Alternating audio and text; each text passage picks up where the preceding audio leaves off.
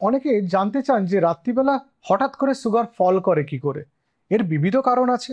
মনে করুন আপনার রাত্রিবেলা বাড়ির রান্নাটা পছন্দ হয়নি, সেই মতো আপনি খাবার খাননি, অথবা খাবার কম পরিমাণে খেয়েছেন, অথবা আপনি দেরি করে খাবার খেয়েছেন, আগে ওষুধ বা ইনসুলিন নিয়ে নিয়েছেন, সেক্ষেত্রে হতে পারে। বা আপনি অ্যালকোহল সেবন করেছেন, অ্যালকোহল সেবন করলে যারা সালফোনিলীয় গ্রুপের ওষুধ বা ইনসুলিন নেন তাদের ক্ষেত্রে হাইপোগ্লাইসিমিয়া হতে পারে।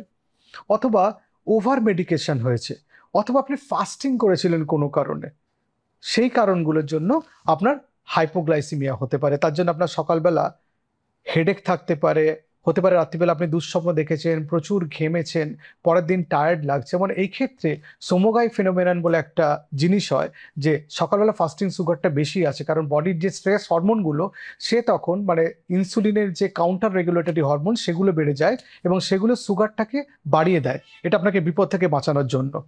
সেই হরমোনগুলো হচ্ছে গ্লুকাগন, অ্যাড্রিনালিন, কর্টিজোল ইত্যাদি। এবং এই হরমোনগুলোর জন্য রাত্রিবেলা ঘুমের মধ্যে আপনার অঘটন ঘটেনি। এর জন্য আপনাকে ডোজ অ্যাডজাস্টমেন্ট করতে হবে, রাত্রে খাবার ঠিকঠাক খেতে হবে এবং রাত্রিবেলাতে এক্সারসাইজ করা থেকে বিরত থাকতে হবে। অনেক সময় সন্ধে বা রাত্রের দিকে এক্সারসাইজ করলে বা ব্যায়াম করলে এই জিনিসটা ঘটতে পারে।